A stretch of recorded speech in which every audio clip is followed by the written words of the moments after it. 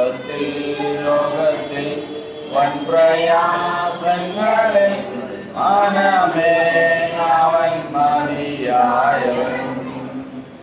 ആപത്തിൽ ലോകത്തിൽ വൻപ്രയാസങ്ങളിൽ മനമേ അവൻ മതിയായവൻ. കാൽവരി മലമേൽ കയറി മുൾമുടി ശിരസിൽ വഹിച്ചു. കാൽവരി മലമേൽ കയറി മുൾമുടി ശിരസിൽ വഹിച്ചു. എന്റെ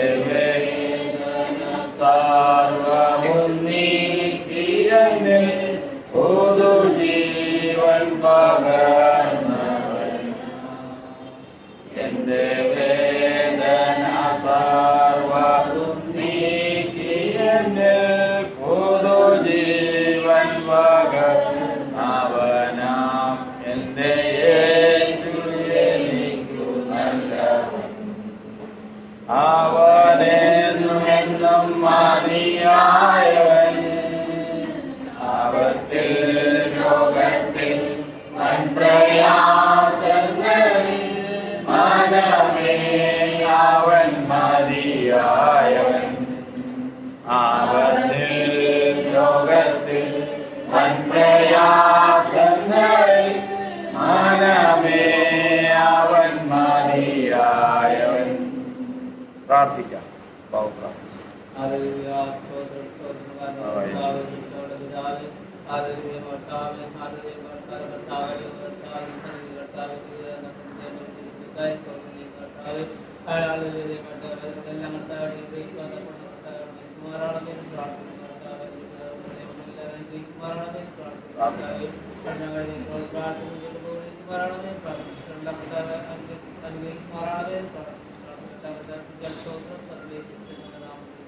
ആമേൻ.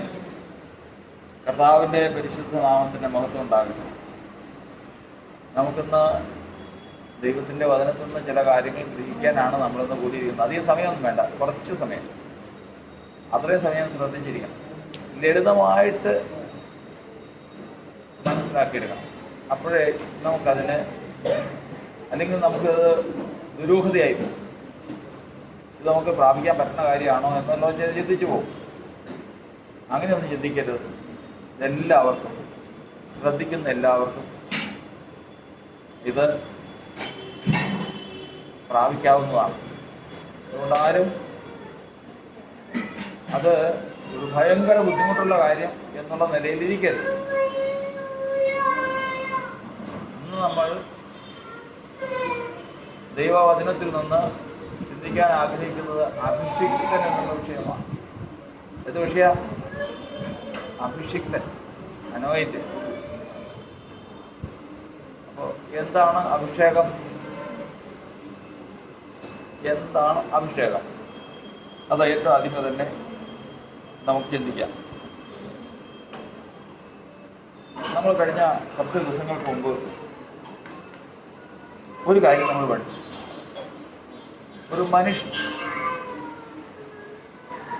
ഒരു മനുഷ്യൻ്റെ പ്രവൃത്തിയെ സംബന്ധിച്ചിടത്തോളം നമ്മൾ ഗ്രഹിച്ചു.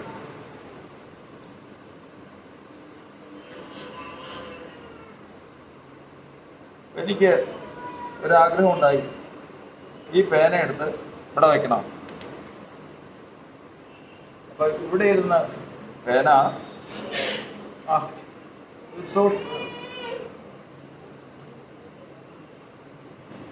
ശ്രദ്ധിച്ച ഇവിടെ ഇരുന്ന പേന ഇങ്ങോട്ടെടുത്ത് വെക്കണമെന്ന് താല്പര്യമുണ്ടായി, ആഗ്രഹമുണ്ടായി. ആഗ്രഹിച്ചത് ഞാനാണ്.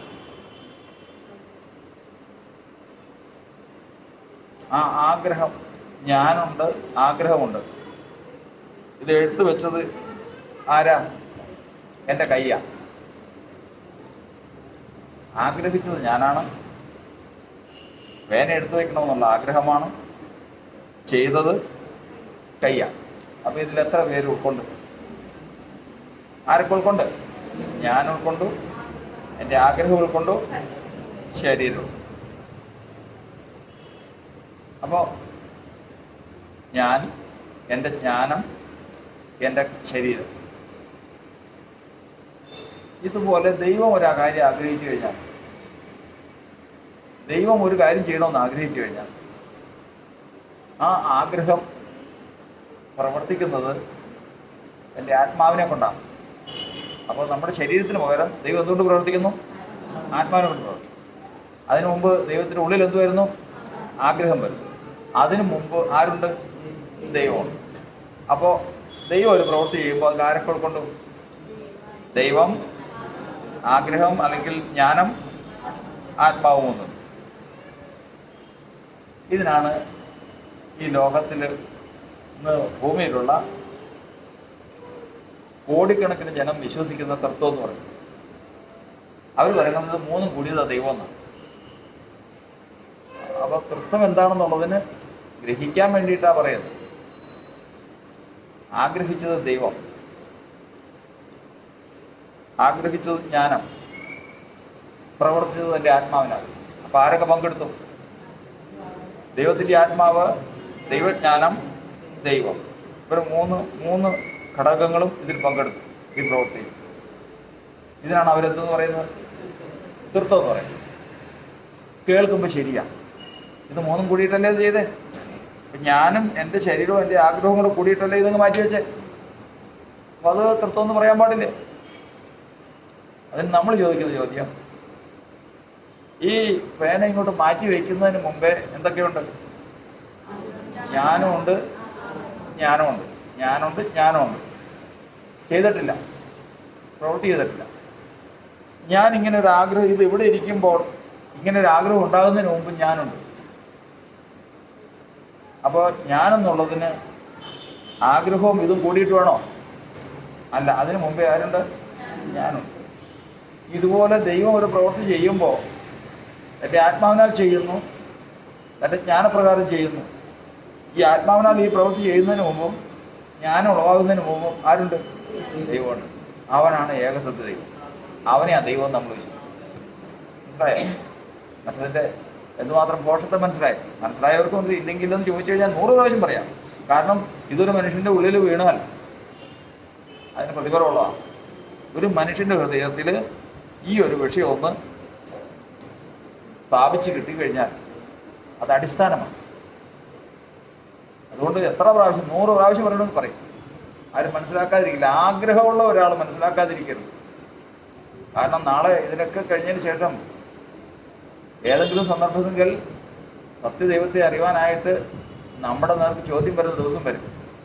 അന്ന് സംശയമില്ലാതെ, അഭിമാനത്തോടു കൂടി, തർക്കമില്ലാതെ തെളിവായിട്ട് നമുക്ക് ഉച്ചരിപ്പാൻ സാധിക്കും. അത് നമ്മൾ മനസ്സിലാക്കിയിരിക്കണം. അപ്പോൾ ഇവിടെ നിന്ന് നമ്മൾ ഇത്രയും കാര്യങ്ങൾ മനസ്സിലാക്കി. അപ്പോൾ ഏറ്റവും ആദ്യമേ തന്നെ ഞാൻ ഒരാഗ്രഹം എൻ്റെ ഉള്ളിലുണ്ടായി, ആ ആഗ്രഹം നിവർത്തിച്ചു. ഇതുപോലെ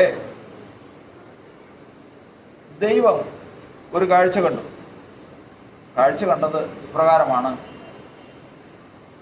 തൻ്റെ ദാസനായ നാബോത്തിനെ കല്ലെറിഞ്ഞു കൊന്നതിന് ശേഷം, ഇതിൻ്റെ മനസ്സിലാവണില്ലേ? കേൾക്കണില്ലേ? പറയണം. ദൈവം സ്വർഗത്തിൽ നോക്കുമ്പോൾ തൻ്റെ ദാസനായ നാബോത്തിനെ കല്ലെറിഞ്ഞു കൊന്നതിന് ശേഷം ആ മുന്തിരിത്തോട്ട് ആരെടുത്തു? ആഹാബ്. എന്താ അങ്ങോട്ടും ഇങ്ങോട്ടും പറയണേ? കേട്ടിട്ടുണ്ട്. പിന്നെ ഞാൻ ആദ്യം പറയാം.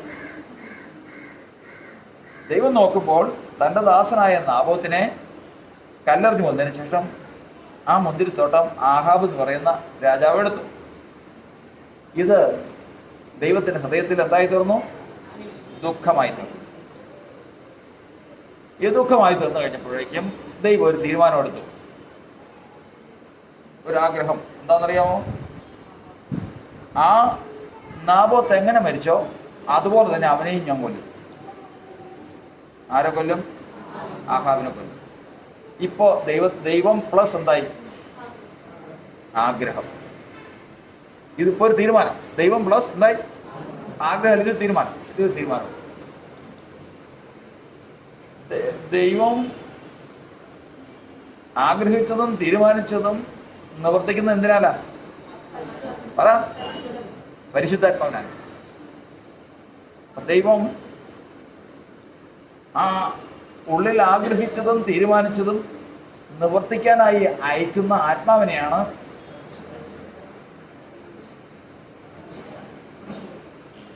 പറ.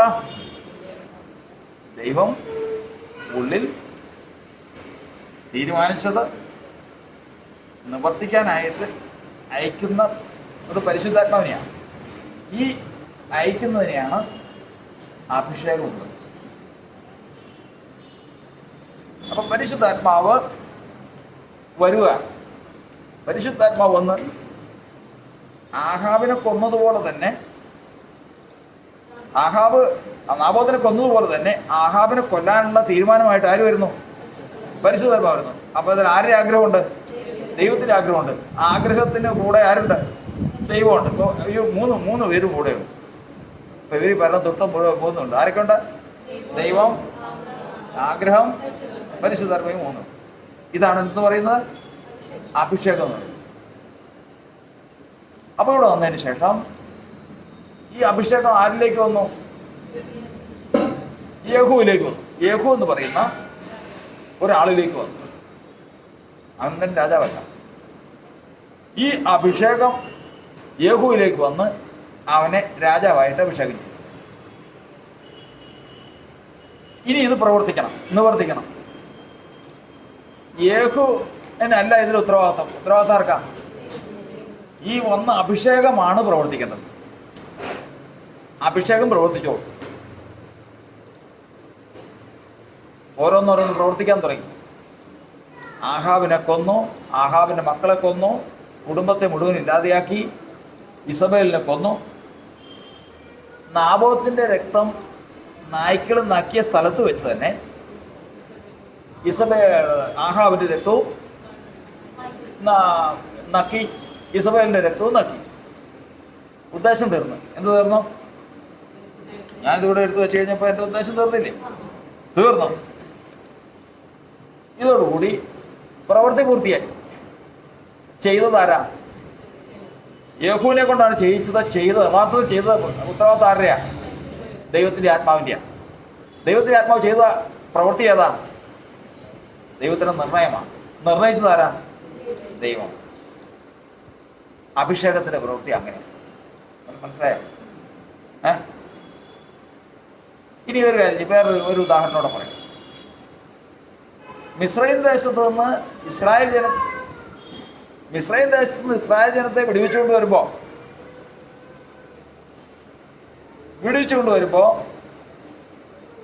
ദൈവം നോക്കുമ്പോൾ അവിടെ ഇസ്രായേൽ ജനത്തിലെ ബലഹീനരായ മനുഷ്യരെ അമാലേക്കർ എന്ന് പറയുന്ന രാജാവ് പിടിച്ചുകൊണ്ട് വരും. അവരും ആ സൈന്യം വന്ന് പിടിച്ചുകൊണ്ട് വരും. ദൈവം നോക്കുമ്പോൾ തൻ്റെ ജനത്തെ ആര് പിടിച്ചുകൊണ്ട് പോയി? അമാലേക്കർ പിടിച്ചുകൊണ്ട് പോയി. ദൈവത്തിൻ്റെ ഉള്ളിൽ എന്ത് പറഞ്ഞു? കോപവും പ്രതികാരവും നിറഞ്ഞു.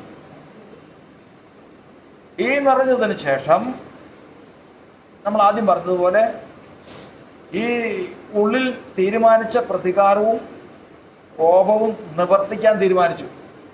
അമാലേക്കനെ ഭൂമിയിൽ നിന്ന് ഇല്ലാതാക്കി കളയണം എന്നുള്ള ഒരു തീരുമാനം ഉള്ളിൽ വന്നു. ഇതുമായിട്ട് പരിശുദ്ധാത്മാവ് വന്നു.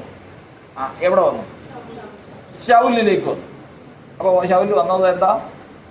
പരിശുദ്ധാത്മാവാണ്. അതിൽ എന്തൊക്കെ ഉദ്ദേശമുണ്ട്? അമാലേക്കിനെ അനുഗ്രഹിച്ച് ഇല്ലാതാക്കി കളയണം. അപ്പോൾ അതിന് അങ്ങനെ നിർണയിച്ചിരിക്കുന്ന ആരാ? ദൈവമാണ്. അപ്പോൾ ദൈവത്തിൻ്റെ ഇഷ്ടം, ദൈവത്തിൻ്റെ പരിശുദ്ധാത്മാവ് ഇതും എവിടെയുണ്ട്? അഭിഷേകം മുഖാന്തരം ശൗലിൽ വന്നിട്ടുണ്ട്. ഇനി എന്ത് ചെയ്താലും മതി? ഇനി യുദ്ധത്തിന് പോയാൽ മതി. ചെയ്യേണ്ടത് അഭിഷേകം നിവർത്തിച്ചോളും. ഇതാണ് അഭിഷേകത്തിൻ്റെ പ്രവൃത്തി. മനസ്സിലായെന്ന് വിശ്വസിക്കും. ഇല്ലെങ്കിൽ പിന്നീട് ചോദിച്ചാൽ മതി.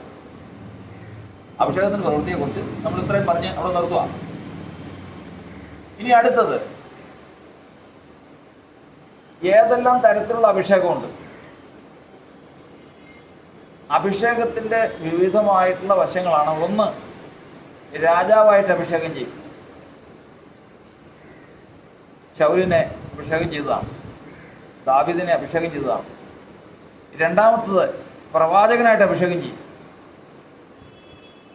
അതായത് എലീശ പ്രവാചകനായിട്ട് അഭിഷേകം ചെയ്തതാണ്. മൂന്നാമത്തത് പുരോഹിതനായിട്ട് അഭിഷേകം ചെയ്യും.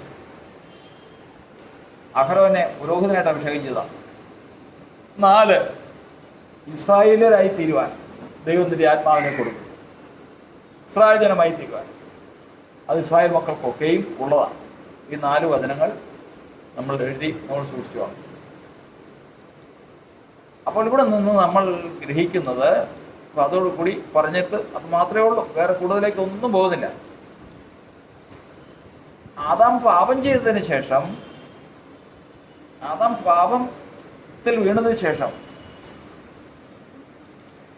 വരാനിരിക്കുന്ന ഒരാൾ വരാൻ പോകുന്നുണ്ട്. ആ ആളെ സംബന്ധിച്ചിടത്തോളം പ്രവാചകനാണ്. ആ ആൾ പ്രവാചകനാണ്, പുരോഹിതനാണ്, രാജാവാണ്, സാക്ഷാൽ ഇസ്രായേലിനാണ്. ഏതൊക്കെയാന്ന് പറഞ്ഞേ? രാജാവ്, പ്രവാചകൻ, പുരോഹിതൻ, സാക്ഷാൽ ഇസ്രായേലിൻ. ആരാ? കർത്താവായ യേശു ക്രിസ്തുവാണ് ആ ആൾ. അതിനു മുമ്പ് അതുവരെയും പൗരോഹിത്യത്തിനായിട്ടും രാജത്വത്തിനായിട്ടും പ്രവാചക ശുശ്രൂഷയ്ക്കായിട്ടും ഇസ്രായേലിന്റെ ജീവിതത്തിനും വേണ്ടിയിട്ട് ഭൂമിയിലേക്ക് കർത്താവ് തൻ്റെ ആത്മാവിനെ അയച്ചതാണ് പഴയ നിയമത്തിലുള്ള അഭിഷേകം. കർത്താവ് സ്വന്തം. അതും മനസ്സിൽ തീർന്നു. അടുത്തത് നമ്മളിപ്പോൾ പറഞ്ഞ 4 അഭിഷേകം പറഞ്ഞു. പുരോഹിതൻ, പ്രവാചകൻ, രാജാവ്, ഇസ്രായേലിൽ. ഈ 4 അഭിഷേകത്തിനും പെടാത്തൊരു അഭിഷേകമുണ്ട്. ആ അഭിഷേകം ഏതാ? അപ്പോസ്തലപ്രവൃത്തിയുടെ പുസ്തകം, പരിശുദ്ധാത്മാവ്. അപ്പോസ്തലപ്രവൃത്തിയുടെ പുസ്തകം 10-ാം അധ്യായത്തിലെ 37-ാം വാക്യമായി 37-38.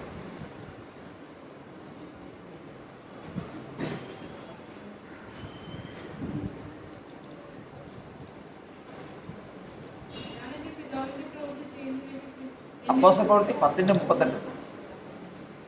ഒരു നസ്രാനായ യേശുവിനെ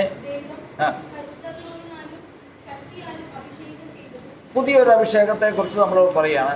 പരിശുദ്ധാത്മാവിനാലും ശക്തിയാലും നസ്രാനായ യേശുവിനെ അഭിഷേകം ചെയ്തു. അപ്പോൾ മുമ്പുണ്ടാകുന്നുണ്ടായിരുന്ന 4 കാര്യങ്ങളിലും അല്ലാതെ പൗരോഹിത്യത്തിൻ്റെ ശുശ്രൂഷയല്ല, രാജശുശ്രൂഷയല്ല, പ്രവാചക ശുശ്രൂഷയല്ല, എന്നാൽ ഇതെല്ലാം ഉൾക്കൊള്ളുന്ന ഒരു ശുശ്രൂഷയാണ് അവിടെ.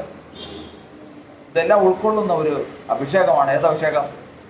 ശക്തിയാലുള്ള അഭിഷേകം. ശക്തി എന്ന് പറഞ്ഞാൽ എന്താ? ശക്തി എന്ന് പറയുന്നത് എന്താ? അതേതാ? 1:25 നമ്മൾ വായിക്കുമ്പോൾ 1 കൊരിന്ത്യർ 1:25.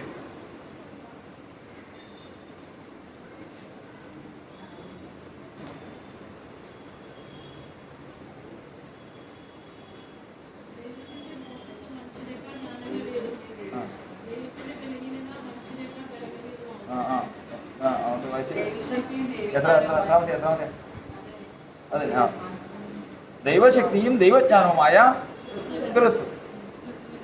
അപ്പോ ഈ പറയുന്ന ആൾ ആരാ? ദൈവശക്തിയും ദൈവജ്ഞാനമായ ക്രിസ്തു എന്ന് പറഞ്ഞത് ആരാ?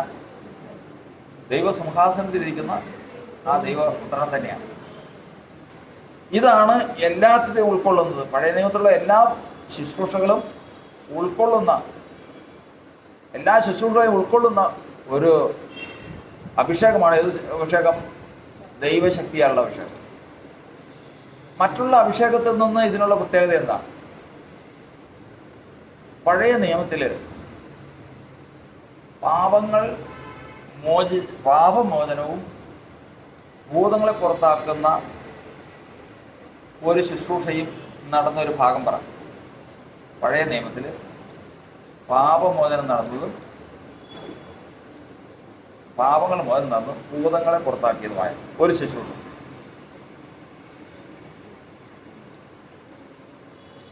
ഒരു വാക്യത്തിൽ നമ്മൾ പ്രകാരം വായിക്കുന്നുണ്ട്.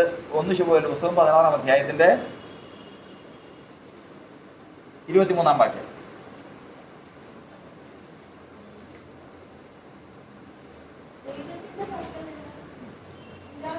ദൈവത്തിന്റെ പക്കൽ നിന്ന് ദുരാത്മാവ് ശൗലിന്റെ മേൽ വരുമ്പോൾ ആ ആ ആ കുറച്ച് നേരത്തേക്ക് വിട്ടുമാറും. ആര് കിന്നരെടുത്ത് ദാവീദ് വായിക്കുമ്പോൾ കുറച്ച് നേരത്തേക്ക് ഇത് വിട്ടുമാറും. പിന്നെ എന്ത് ചെയ്യും? പിന്നെയും വന്ന് കയറും. പിന്നെ തുടർച്ചയായിട്ട് നമുക്കറിയാം, പിന്നെ തുറന്നു വന്നിട്ടു. ഒരിക്കലും ഭൂതം മനുഷ്യനിൽ നിന്ന് പൂർണ്ണമായിട്ട് വിട്ടുമാറില്ല.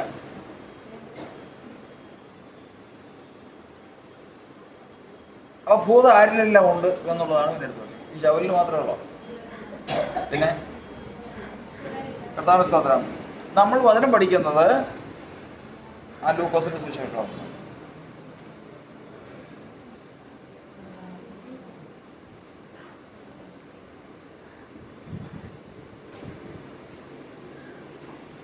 അശുദ്ധാത്മാവ് ഒരു മനുഷ്യനെ വിട്ടു പോയതിനു ശേഷം ആ വാക്യം വായിച്ചാണ്.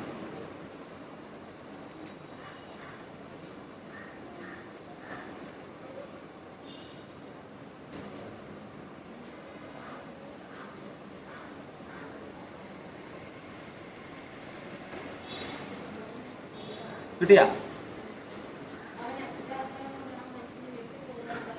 ഒന്നല്ല.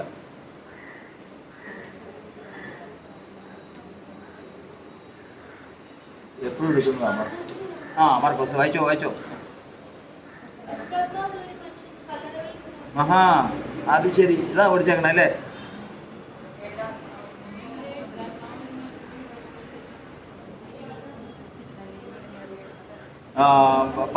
മത്തായി സുവിശേഷം 12:43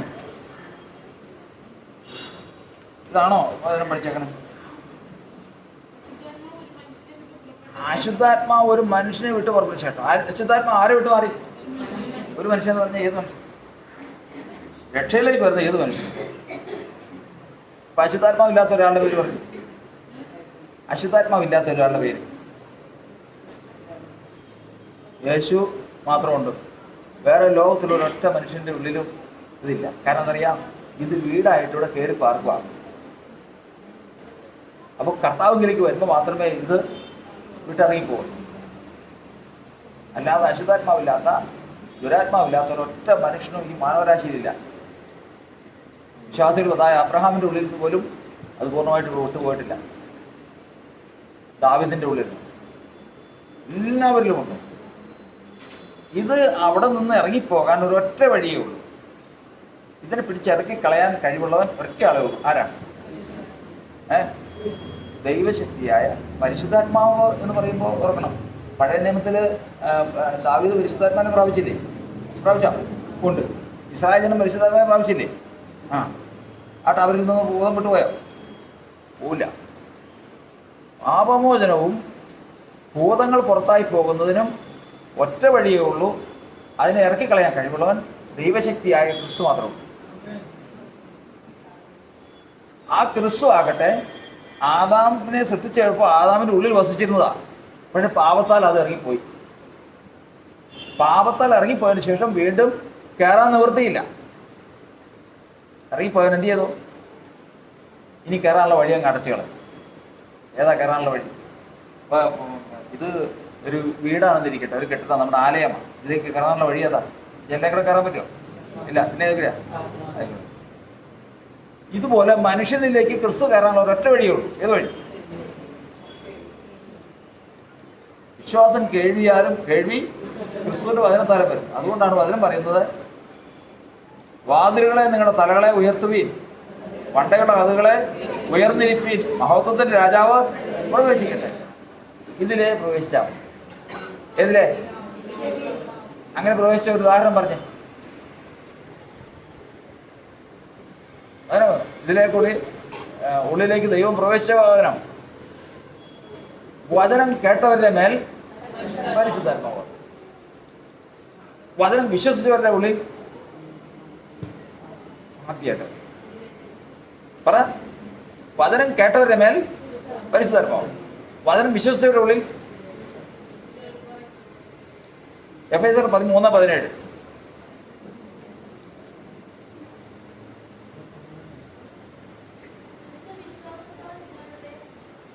അപ്പോൾ വചനം വിശ്വസിച്ചവരുടെ ഉള്ളിൽ എന്ത് വന്നു?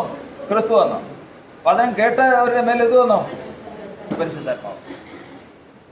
അതാണ് വീണ്ടും കയറാനുള്ള വഴി. പക്ഷെ പഴയ നിയമത്തിൽ ഒരു ഒറ്റ ആളുടെ ഉള്ളിലും ക്രിസ്തു കയറിയില്ല. പഴയ നിയമത്തിൽ ന്യായപ്രമാണം പറയുമ്പോൾ ഇസ്രായേൽ മക്കൾ പറഞ്ഞു, ഇനി ആ ശബ്ദം ഞങ്ങളെ കേൾപ്പിക്കല്ലേ, അത് ഇനിയും കേട്ടാൽ ഞങ്ങൾ മരിച്ചു പോകും, ഞങ്ങളോടത് പറയല്ലേ. കാരണം എന്താ? ഞാൻ അത് കേട്ടാൽ മരിച്ചു പോകുന്നുള്ള കർത്താവിൻ്റെ വചനം ഇമ്പമുള്ള വചനമാണ്. അത് കേട്ടാൽ മരിച്ചു പോകുമെന്ന് പറഞ്ഞാൽ എന്തുകൊണ്ടാണ്? ഇതിനകത്തൊരാൾ കയറിയിട്ട് വാലടച്ച് വെക്കുക. എന്നാലും അവിടെ ഒരു പോലീസുകാർ ചെന്നപ്പോഴത്തേക്കും കള്ളനകത്ത് കയറി വാലം കണ്ടു, പിന്നെ കയറാൻ പറ്റും എന്ന് പറഞ്ഞ പോലെ ഇതിൻ്റെ അകത്തേക്ക് ആര് കയറി? മുമ്പ് പറഞ്ഞല്ല, ദുരാത്മാവ് കയറിയതിന് ശേഷം എന്ത് ചെയ്തേക്കുക? അടച്ചേക്കുക, അടച്ചിരിക്കുക. ഇത് എന്ത് ചെയ്യണം? ഇനി ഇത് എന്ത് ചെയ്യണം? തുറക്കണം. എങ്ങനെയാ തുറക്കണം? ദുരാത്മാവ് മനുഷ്യന്റെ ഉള്ളിൽ കയറിയതിന് ശേഷം എന്ത് ചെയ്ത് കേൾക്കാം? അടച്ചേക്കുക. അപ്പൊ അതുകൊണ്ട് എന്ത് പറഞ്ഞാലും ഉള്ളിലേക്ക് പോകില്ല വചനം. ഇവിടം വരെ വരും. ചിലരോട് ദൈവം അവര് ഉറക്കവിളി കൊടുത്താൽ അവർ ഉറങ്ങില്ല. ഈ ദൈവത്തിന്റെ വചനം പറയാൻ തുടങ്ങിയാൽ മതി. ഇതെന്ന് പറഞ്ഞാൽ നമ്മളോട് ചിലപ്പോൾ ഞാൻ പറയും തലതല്ലി വീഴല്ലേ, കാരണം ഈ ടൈലാ, കാരണം വേറെ ഒന്നും ചെയ്യണ്ട, എന്ത് ചെയ്താൽ മതി? ദൈവം എന്ന് പറഞ്ഞാൽ മതി. കാരണം അവരുടെ ചെവി എന്ത് ചെയ്തില്ല? തുളയ്ക്കാണ്. ചെവി തുളച്ചിട്ടില്ല. ഒരാളുടെ ചെവി തുളയ്ക്കണ എങ്ങനെയാ? കർത്താവിന്റെ സ്തോത്രം. 36:15 വായിക്കും ഇയ്യോബിന്റെ പുസ്തകം.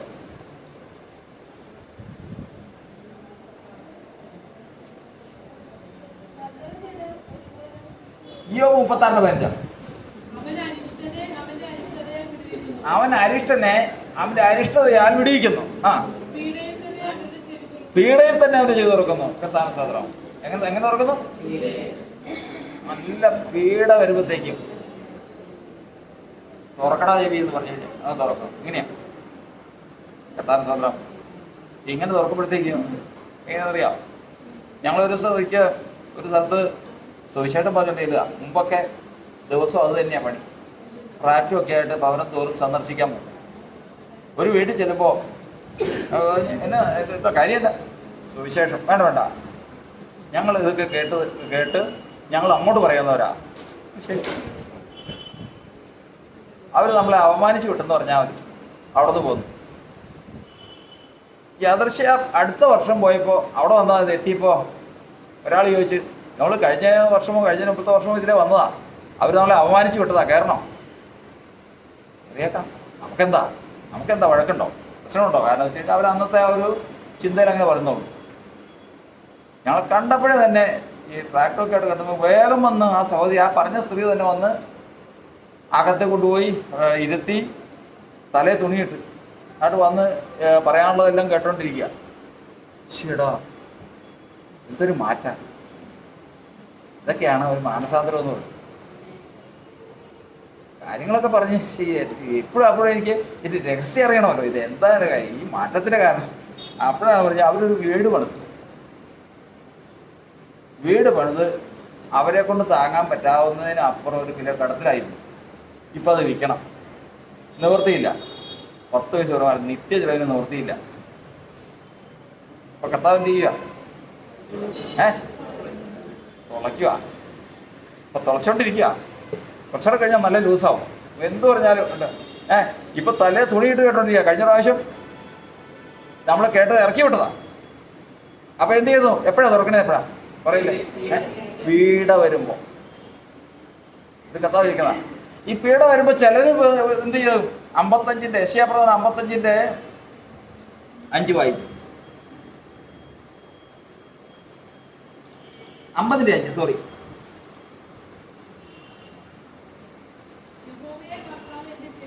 യഹോവയായ കർത്താവ് എന്ത് തുറന്നു? എൻ്റെ ചെവി തുറന്നു, ഞാനും മറുത്തു നിന്നില്ല. ഇത് ഈ സമയത്ത് മറുത്തു നിൽക്കുന്നവരുണ്ട്. ചെവി തുറക്കുമ്പോൾ മറുത്തു നിൽക്കുന്നവരുണ്ട്. അതിലും കഷ്ടമൊക്കെ വരുമ്പോഴത്തേക്ക് അവരിട്ടിട്ട് പോകും. അവർ വേറെ വഴി നോക്കും. ചിലർക്ക് തീരെ ബുദ്ധിമുട്ടാകുമ്പോഴത്തേക്കും ഇനി ജീവിക്കേണ്ടെന്ന് പറഞ്ഞാൽ ആത്മഹത്യ ചെയ്ത് കളയും. ഇനി ജീവിക്കേണ്ട, പ്രശ്നം തീർന്നല്ല. പക്ഷെ ദൈവം കണ്ട ജനമുണ്ട്. ആ സമയത്ത് എന്ത് ചെയ്യും? വചനം കേൾക്കാൻ തക്കവണ്ണം അവർ ശ്രദ്ധിക്കും. അതാണ് കർത്താവിന്റെ വചനം 1 തെസ്സലോനിക്ക ലേഖനം 1-ാം അധ്യായത്തിന്റെ 6-ാം വാക്യത്തിൽ പറയുന്നത്. 1 തെസ്സലോനിക്ക ലേഖനം 1-ാം അധ്യായത്തിന്റെ 6-ാം വാക്യത്തിൽ പറയുന്നത് പ്രകാരമാണ്. വേഗം വായിക്കണം. ഞങ്ങളുടെ സുവിശേഷം വചനമായി മാത്രമല്ല, ശക്തിയോടും പരിശുദ്ധാത്മാവോടും ബഹുനിശ്ചയത്തോടും കൂടിയായിരുന്നു.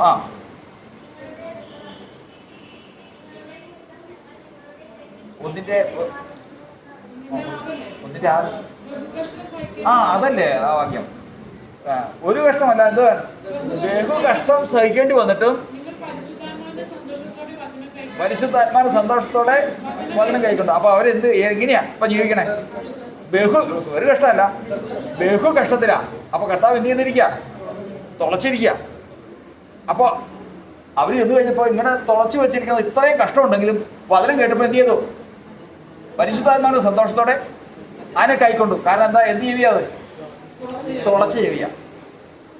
അതാണ് ചെവി തുളച്ചില്ലെങ്കിൽ ഒരു കാര്യമില്ല. വിശ്വാസത്തിൽ വന്നിട്ട് 10, 50, 30, 20 ഒക്കെ വർഷമായി. ദൈവവചനം പറഞ്ഞ അത് മാത്രം നോക്കണ്ട, ബാക്കി എന്ത് വേണമെങ്കിലും ഏത് കാര്യം വേണമെങ്കിലും പറഞ്ഞു. അപ്പൊ അതിൻ്റെ ഇടയ്ക്ക് ഇത് ശ്രദ്ധിക്കാത്ത പലരും ഉണ്ട്, അങ്ങനെയുള്ളവരും ഉണ്ട്. 1 മണിക്കൂർ പ്രസംഗം കഴിഞ്ഞതിന് ശേഷം എഴുന്നേറ്റ് എന്നെ കേട്ടെ, ഒറ്റ കാര്യം മാത്രം കേട്ടു. ഇത് ശ്രദ്ധിക്കാത്ത ചിലർ ഇതിനകത്തുണ്ടെന്ന് കർത്താവിന്റെ ദാസൻ പറഞ്ഞ ഞാൻ കേട്ടു. ബാക്കി വചനം ഒന്നും കേട്ടില്ല. ബാക്കി ഒരു കുറ്റം പറഞ്ഞത് കേട്ടു. ബാക്കി ഒരു ഒറ്റ വചനം കേട്ടില്ല. അപ്പൊ ചെവി തുളയ്ക്ക് ഇത്രയും കാലമായിട്ടും ചെവി തുളച്ച് വചനകത്ത് ചെല്ലാത്ത ജീവിതങ്ങളുണ്ട്. അതാണ് കർത്താവിന്റെ വചനം പറയുന്നത്. എന്നാൽ കർത്താവ് എന്റെ ചെവി തുറന്നു, ഞാൻ എന്ത് ചെയ്തില്ല? അപ്പൊ ചെവി തുറന്നവന്റെ ഉള്ളിലേക്ക് ദൈവത്തിന്റെ വചനം വന്നു. ഈ വചനം എന്ന് പറഞ്ഞു കഴിഞ്ഞാൽ സീനായ് മലയിൽ വെച്ചുണ്ടായ വചനമല്ല ചെല്ലുന്നത്, ഇത് ക്രൂശിന്റെ വചനമാണ്. ഈ ക്രൂശിന്റെ വചനം എന്ന് പറയുമ്പോഴത്തേക്ക് അതിന് പ്രത്യേകതയുണ്ട്. എന്താ പറയാ? പാപപരിഹാരം വന്നിരിക്കുന്നതാ. ഈ വചനം തുറന്ന് ചെവിയുടെ അകത്തേക്ക് വന്നപ്പോഴത്തേക്കും നേരെ വീണത് എവിടെയാ? അകത്ത് ഒരാൾ ഇരിക്കുക. ഇരിക്കാൻ വയ്യ. അതാണ് നമ്മൾ അപ്പസ്തോലരുടെ പുസ്തകം 26-ാം അധ്യായത്തിൽ വായിച്ചു കേട്ടത്. സമയമില്ല. അപ്പോ സാത്താന്റെ അധികാരത്തിൽ നിന്ന് ദൈവത്തിന്റെ അധികാരത്തിലേക്ക് മാറ്റുന്ന ഒരു സമയമാണ്. വചനം വീണു, വിശ്വസിച്ചു, ഉണർന്നു, അനുസരിച്ചു, നേരെ അവൻ പുറത്തേക്ക് ഇറങ്ങി. ആര് പുറത്തേക്ക് ഇറങ്ങി? അശുദ്ധാത്മാ അല്ലെങ്കിൽ ദുരാത്മാവ് പുറത്തേക്ക് ഇറങ്ങിയതിന് ശേഷം ഈ വീടല്ലെങ്കിൽ എനിക്ക് വേറെ 100 പേര് എന്തൂരം കിടക്കണേ. ഇവിടെയൊക്കെ ചെന്ന് കഴിഞ്ഞാൽ, ബോംബെയിലൊക്കെ ചെന്ന് കഴിഞ്ഞാൽ എങ്ങനെയാ? ഓരോ ചേരിയിലൊക്കെ ചെന്ന് കഴിഞ്ഞാൽ അട്ടിയിട്ട ആളുകൾ കിടക്കണേ. ദൂരം പേരുണ്ട്, മുത്തിക്കൊണ്ടിരിക്കാനാണ്. ഓരോരുത്തർ പോയി ഓരോ സ്ഥലത്ത് ചെന്ന് നിൽക്കുമ്പോഴല്ലേ മനസ്സിലാവണേ. അയ്യോ, എന്താ പണ്ട് കണ്ണമാലിയിൽ നിന്ന് എറണാകുളത്തിനുള്ള വണ്ടി കണ്ടിട്ടുണ്ടോ? അല്ലേ? ഇപ്പൊ ഇല്ല. ഇപ്പൊ ഞാൻ ഇന്നാളൊക്കെ നോക്കി, അങ്ങോട്ട് സംഭവമില്ല. പെണ്ണുങ്ങള് സ്ത്രീകളുടെ ഒരു കൈ മാത്രമേ ആകത്തുള്ളൂ, ബാക്കി 2 കാലം പുറത്ത്. അതുപോലെ യാത്ര ചെയ്ത് പോകുന്ന ഇതുപോലെ ഒരു കണ്ണമാലി ഒരു വണ്ടി ഉണ്ടായിരുന്നു. ഒരു 30 വർഷം മുമ്പുള്ള കാര്യമാണ് പറയുന്നത്. ഞാൻ കാരണം ഇത് ആ വണ്ടി കാണുന്നത് പേടിയാണ്. ഞങ്ങളിവിടെ തോപ്പുംപടിയിൽ ഇറങ്ങാനാണെങ്കിലും മേനകയെന്ന് കയറുമ്പോൾ തോപ്പുംപടി വരെയുള്ളതോ മട്ടാഞ്ചേരിക്കുള്ളതോ ഫോർട്ട് കൊച്ചിക്കുള്ളതോ നോക്കും. കണ്ണമാലി എന്ന് പറഞ്ഞാൽ കാലിയാണെങ്കിലും ഇല്ല. കാരണം ഇത് ഇവിടെ ചെല്ലുമ്പോൾ ഉണ്ടാകുന്ന സംഭവം ഞങ്ങൾക്കറിയാം. അപ്പൊ ഇതുപോലെയാണ് ഈ വിട്ടുപോയവൻ എവിടെ ചേർന്നു? അടുത്ത ആളുടെ അടുത്ത് ചേർന്ന് നോക്കിയപ്പോൾ അവിടെ നിറഞ്ഞിരിക്കുക. അവിടെ കുറച്ച് പേര് ഇങ്ങോട്ട് വരാൻ നോക്കിയിരിക്കുക, അവിടെ തിരക്കായ കാരണം. അതിനപ്പുറത്ത് ചെല്ലുമ്പോഴത്തേക്കും അതിലപ്പുറം ഒരൊറ്റ സ്ഥലത്ത് എവിടെ നോക്കി നടക്കുന്നു? നീരില്ലാത്ത സ്ഥലത്ത് തണുപ്പ് അന്വേഷിച്ചാണ് ഒന്ന് കയറിക്കിടാൻ. എങ്ങുമില്ല. ഒരു കാര്യം മനസ്സിലായി. അവസാനം അവൻ പറയുന്ന വാക്കെന്താ? നോക്കാതെ പറഞ്ഞേ, ഞാൻ വിട്ടുപോന്ന എൻ്റെ ഭവനത്തിലേക്ക്. ഇത് ആരുടെ ഭവനമായിരുന്നു? അവൻ്റെ ഭവനമായിരുന്നു. ആ വാക്യം വായിച്ച്.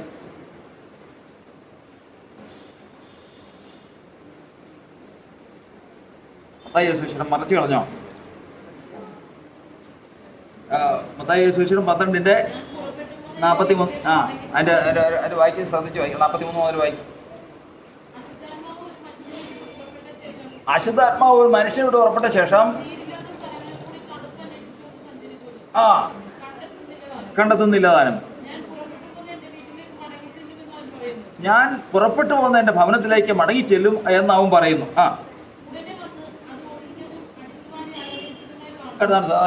അതെല്ലാം നമുക്ക് പിന്നീട് വിശദമായിട്ട് ചിന്തിക്കാം. അപ്പോൾ ഇവിടെ നിന്ന് ഇവനെ ഇറക്കി വിട്ടത് ആരെന്നുള്ളതാണ്. ഇറക്കി വിട്ടതാരാ? കർത്താവ്. സ്തോത്രം. ഇത് ഇറക്കി വിടാനായിട്ട് വ്യവസ്ഥ എന്ന് പറയുന്നത്, ഒന്ന്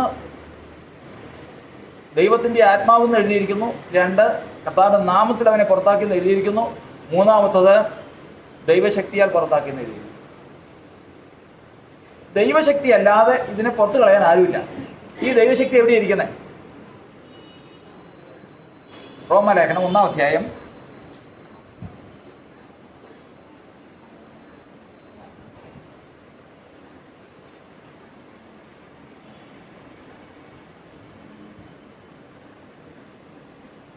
16-ാം വാക്യം. സുവിശേഷത്തെക്കുറിച്ച് എനിക്ക് ലജ്ജയില്ല.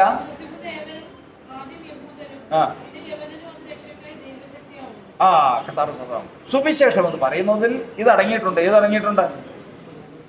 ദൈവശക്തി അടങ്ങിയിട്ടുണ്ട്. കാരണം കർത്താവായ യേശുക്രിസ്തു എന്തിനാൽ അഭിഷേകം പ്രാപിച്ചവനാ? പരിശുദ്ധാത്മാവിനാലും ശക്തിയാലും അഭിഷേകം പ്രാപിച്ച് ശുശ്രൂഷ തികച്ച് ഇന്ന് അവൻ സുവിശേഷമായി ദൈവശക്തിയായി ഈ ലോകത്തിൽ വ്യാപരിച്ചുകൊണ്ടിരിക്കുക. ആ സുവിശേഷം കേൾക്കുന്നവൻ്റെ ഉള്ളിൽ നിന്ന് ആര് പുറത്തായി പോകുന്നു? അശുദ്ധാത്മാവ് പുറത്തായി പോകും. അവന് ലഭിക്കുന്നതാണ് പാപങ്ങളുടെ മോചനം. ഇപ്പോൾ എന്തൊക്കെ ലഭിക്കുന്നതാണ്? പഴയ നിയമത്തിൽ ഇല്ലാത്തൊരു കാര്യം ഏതാണ്? പാപമോചനവും ഭൂതങ്ങളെ പുറത്താക്കും. അതുകൊണ്ടാണ് നമ്മൾ പറയുന്നത്, നമ്മൾ പഠിക്കുന്നത്, ഒരു മനുഷ്യൻ്റെ ഹൃദയശുദ്ധീകരണവും പാപമോചനവും നടക്കുമോ? പഴയ നിയമത്തിൽ മരിച്ചവരെ ഏൽപ്പിച്ചിട്ടില്ലേ? മരിച്ചവരെ ഏൽപ്പിച്ചിട്ടുണ്ട്. എത്രയോ മരിച്ചവരെ ഏൽപ്പിച്ചിരിക്കുന്നു. എത്ര കുഷ്ഠരോഗികളെ സൗഖ്യമാക്കിയിരിക്കുന്നു. ഒരു പാപിയെ നേർവഴിയാക്കാൻ പറ്റുമോ? ഹൃദയത്തെ തിരിക്കാൻ പറ്റുമോ? ഹൃദയത്തിൽ കിടന്നിരിക്കുന്ന ദുരാത്മാവിനെ നീക്കാൻ പറ്റുമോ? പറ്റില്ല. അതിന് കഴിവുള്ളത് ദൈവശക്തി മാത്രമേ. ആ ദൈവശക്തിയാണ് ക്രിസ്തു യേശുവിനെ അഭിഷേകം ചെയ്തത്. ആ ദൈവശക്തിയാണെന്ന് സുവിശേഷത്തിൽ കൂടി മനുഷ്യൻ കേട്ടുകൊണ്ടിരിക്കുന്നത്. അത് പ്രവേശിക്കാനാണ് മനുഷ്യൻ്റെ ചെവികളെ എന്ത് ചെയ്യണം? തുളയ്ക്കണം. അതിനകത്ത് ആരായിരിക്കുന്നേ? ഇതിനകത്ത് ആരായിരിക്കണേ? അശുദ്ധാത്മാവ്. എന്ന് കയറി പാപത്തിൽ, ആദാമ്യ പാപത്തിൽ കിടന്നതാ. ഇന്ന് വരെ എന്ത് ചെയ്തിട്ടില്ല? ഇന്ന് വരെയും പുറത്തിറങ്ങിയിട്ടില്ല. അത് പുറത്തിറങ്ങണമെങ്കിൽ അവൻ അകത്ത് കിടന്നവൻ എന്ത് ചെയ്തിരിക്കുക? വാതിലടച്ചിരിക്കുക. അതിനെന്ത് ചെയ്യണം? തുറക്കണം. തുറന്ന് എന്ത് വചനം കയറണം? ക്രൂശിൻ്റെ വചനം കയറുമ്പോൾ ദൈവശക്തിയാവുന്ന സുവിശേഷം ഉള്ളിലേക്ക് ചെല്ലുമ്പോൾ അത് വിശ്വാസമായി പരിണമിക്കുമ്പോൾ വചനം കേട്ടവരുടെ മേൽ പരിശുദ്ധാത്മാവ് വന്നു. വചനം വിശ്വസിച്ച് അനുസരിച്ചവരുടെ മേൽ ദൈവശക്തിയാവുന്ന ക്രിസ്തുവും വന്നു. അവനെ എന്ത് ചെയ്തു? ദുരാത്മാവിനെ പുറത്താക്കിക്കണം. ഇതൊരു വ്യവസ്ഥയാണ്. ഇത്രയും കാര്യങ്ങൾ പഠിച്ചാൽ മതി. ഇത്രയും കാര്യങ്ങൾ ഗ്രഹിക്കാൻ പറ്റിയാൽ ഒന്ന് അടിസ്ഥാന പഠനമായി ഗ്രഹിച്ചാൽ മതി. അതിനെ തുറന്നുകൊണ്ട് പല കാര്യങ്ങളുണ്ട്. അതിനെ തുറന്ന് 100 പ്രാവശ്യം ഇതുപോലെ സൂക്ഷിച്ചാലും തീരാത്ത വിഷയങ്ങളുണ്ട് അതിനകത്ത്. പക്ഷെ അടിസ്ഥാനം ഇത്ര ദൈവം അത് മനസ്സിലാക്കി തന്നെന്ന് ഞാൻ വിചാരിക്കുന്നു. ഏറ്റവും ആദ്യം ആ തൃത്വം എന്നുള്ള വിഷയം മറന്നു പോകല്ലേ. കാരണം അത് നമ്മുടെ ജീവിതത്തിലെ ഏറ്റവും മനസ്സിലാക്കിയിരിക്കേണ്ട ഒരു വിഷയമാണ്. ഈ ലോകം മുഴുവനും പോഷത്വത്തിൽ കിടക്കുമ്പോൾ കൃപയാൽ കർത്താവ് നമ്മെ വഴി നടത്തിയ ഈ വഴി അത് എത്ര ശ്രേഷ്ഠമെന്ന് ദൈവം നമുക്ക് വെളിവാക്കി തരട്ടെ. കർത്താവ് നമ്മെ അനുഗ്രഹിക്കുമാറാകട്ടെ. നമുക്കിന്ന് കർത്താവ് സന്നിധികൾ ലഭിച്ച ഫലം നഷ്ടപ്പെട്ടു പോകാതെ ആദ്യം സഹോദരന്മാരുടെ ഭാഗത്ത് രണ്ടുപേരും പ്രാർത്ഥിക്കണം. എല്ലാവരും ജാഗരിച്ച് പ്രാർത്ഥിക്കണം. സഭയിൽ വീണ വചനം ഒരിക്കലും നഷ്ടപ്പെട്ടു പോകരുത്. സഭയിലേക്ക് കർത്താവ് അയച്ച വചനം ഒരിക്കലും വൃഥാവായി തീരരുത്. ദൈവത്തിന്റെ ആത്മാവ് പ്രവർത്തിക്കട്ടെ, ദൈവാത്മാവ് പ്രവർത്തിക്കട്ടെ. ഹല്ലേലൂയ, സ്തോത്രം സ്തോത്രം സ്തോത്രം. പ്രാർത്ഥിക്കാം. ചുരുക്കം വാക്കുകളിൽ പ്രാർത്ഥിക്കാം. കൃപയ്ക്കായി സ്തോത്രം. ദൈവകൃപ. ഓ സ്തുതിക്കുന്നു കർത്താവ്, സ്തുതിക്കുന്നു ദൈവമേ, സ്തുതിക്കുന്നു. ഓ ഹല്ലേലൂയ, ഹല്ലേലൂയ.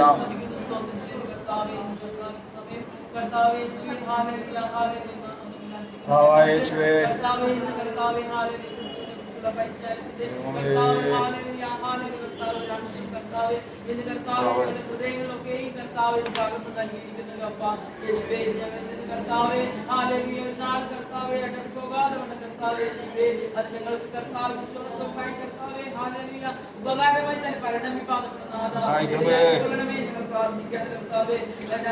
തന്നെ സഹായിക്കണമേ കർത്താവ്. ഇത് ഞങ്ങൾക്ക് കർത്താവ് ഏറ്റവും ഉപകാരമായി തീരുവാൻ ഞങ്ങളുടെ പ്രാണന്റെ വളർച്ചയ്ക്ക് കർത്താവെ, ഞങ്ങൾ കർത്താവെ യാചനയോടെ കർത്താവെ ഹാലേലൂയ തിരുമുമ്പിലായിരിക്കുന്നു കർത്താവെ. ഹാലേലൂയ അനേക കർത്താവെ ഹാലേലൂയ ഹാലേലൂയ ജ്ഞാനികൾക്ക് കർത്താവ് ഞങ്ങൾക്കൊക്കെ വെളിപ്പെടുത്തി തന്നിരിക്കുന്നു കർത്താവെ. ഞങ്ങൾ യോഗ്യതല്ല എന്ന് ഞങ്ങൾ അറിയുന്നപ്പ യേശുവേ. ഇത് ഞങ്ങളോട് കാണിച്ച കൃപയ്ക്കായി ഞങ്ങൾ കർത്താവെ നന്ദി പറയുകയാണ് യേശുവേ. ഇത് ഞങ്ങൾക്ക് കർത്താവെ യേശുവേ ജീവനായി പരിണമിപ്പാൻ ഇടയാക്കണമേ നിങ്ങൾ പ്രാർത്ഥിക്കുന്നു കർത്താവെ യേശുവേ. ഞങ്ങൾക്ക് കർത്താവെ സഭയ്ക്ക് വേണ്ടി കർത്താവ് ഏറ്റവും ഉപകാരമായി കർത്താവെ ഞങ്ങളെ സഹായിക്കണമേ നിങ്ങൾ പ്രാർത്ഥിക്കുന്നു. കർത്താവ് ഇഷ്ടത്തിന് പ്രവർത്തിച്ച് കർത്താവെ ഞങ്ങൾ കർത്താവെ പ്രാപിപ്പാനാകാം അവിടുന്ന് സഹായിച്ചുകൊള്ളണമേ പ്രാർത്ഥിക്കുന്നു. ഞങ്ങൾ ഓരോരുത്തരെ കർത്താവിന്റെ കരങ്ങളിലേക്ക് ഏൽപ്പിക്കുന്നു. ഇനി കർത്താവെ ഹാലേലൂയ പറഞ്ഞിരിക്കുന്ന മർമ്മങ്ങളെ കർത്താവെ ഗ്രഹിച്ചു തന്ന് ജ്ഞാനം കർത്താവെ പ്രാപിപ്പാൻ നമ്മൾ ക്രിസ്തുവിനെ കുറിച്ചുള്ള പരിജ്ഞാനം പ്രാപിപ്പാൻ നമ്മൾ ഇടയാക്കിക്കൊള്ളണമേ കർത്താവെ ഞങ്ങളുടെ കരങ്ങളിലേക്ക് ഏൽപ്പിച്ച് സമർപ്പിച്ച് പ്രാർത്ഥിക്കുന്നു. യാചന കർത്താവ് കേട്ടിരിക്കാൻ സ്തോത്രം. യേശുക്രിസ്തുവിന്റെ വലിയ നാമത്തിൽ തന്നെ ആമേൻ. ഹല്ലേലൂയ. സ്തോത്രം. പ്രതികരിച്ച് പ്രാർത്ഥിച്ചല്ലോ, കുഴപ്പമില്ല. സഹോദരന്മാർ പ്രാർത്ഥിക്കും.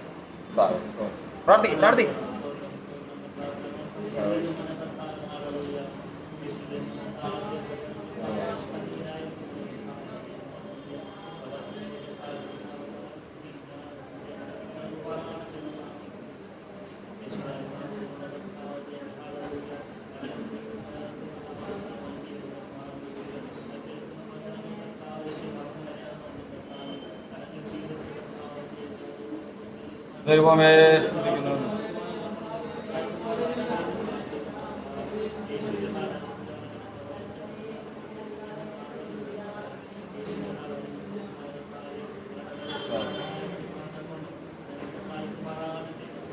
സ്തോത്രം ചെയ്യുന്ന കർത്താവേ,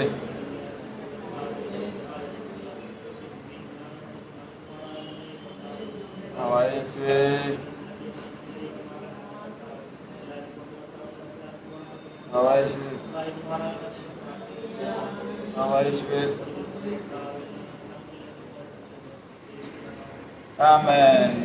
സ്തോത്രം. ഒരിക്കൽ കൂടി ഞാൻ പറയുകയാണ്, ആ അഭിഷേകം എന്ത് എന്നുള്ള വാക്ക് ആദ്യം പറഞ്ഞത് നമ്മൾ മനസ്സിലാകുന്നില്ലെങ്കിൽ എഴുതണം, അത് പഠിക്കണം. അഭിഷേകം എന്താണെന്നുള്ളത് ഒറ്റ വാക്ക് പഠിച്ചു കഴിഞ്ഞാൽ ഉപദേശത്തിൻ്റെ ഏറ്റവും പ്രധാനപ്പെട്ട ഒരു കാര്യം നമുക്ക് മനസ്സിലാകും. കർത്താവിന് സ്തോത്രം. കർത്താവ് നമ്മെ അനുഗ്രഹിക്കട്ടെ. എൻ്റെ താഴ്ചയിൽ അവൻ എന്നെയോർത്തല്ലോ, ബലമവൻ തകർത്തല്ലോ. എൻ്റെ താഴ്ചയിൽ അവൻ എന്നെയോർത്തല്ലോ, ബലമവൻ തകർത്തല്ലോ. തിരുകൈകളിൽ അവൻ എന്നെ ചേർത്തല്ലോ. സ്തോത്രഗീതം പാടിടും ഞാൻ. തിരുകൈകളിൽ അവൻ എന്നെ ചേർത്തല്ലോ. സ്തോത്രഗീതം പാടിടും ഞാൻ. ആശ്രയം ഹല്ലേലൂയ. ആനന്ദമായി വന്നാലും എതിരുയർന്നാലും കൃപമതിയെന്നാലും വൈരികൾ വന്നാലും എതിരുയർന്നാലും കൃപമതിയെന്നാലും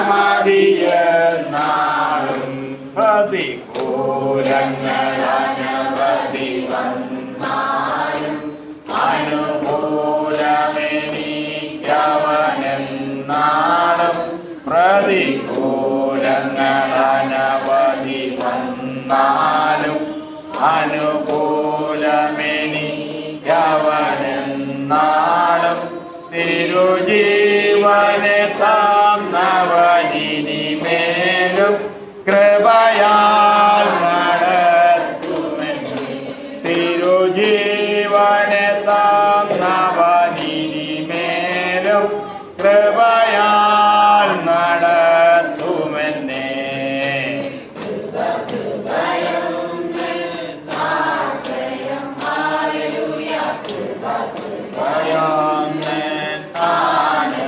ആനന്ദമായി വൈരികൾ വന്നാലും എതിരുയർന്നാലും കൃപമതിയെന്നാളും. വൈരികൾ വന്നാലും എതിരുയർന്നാലും കൃപമതിയെന്നാളും.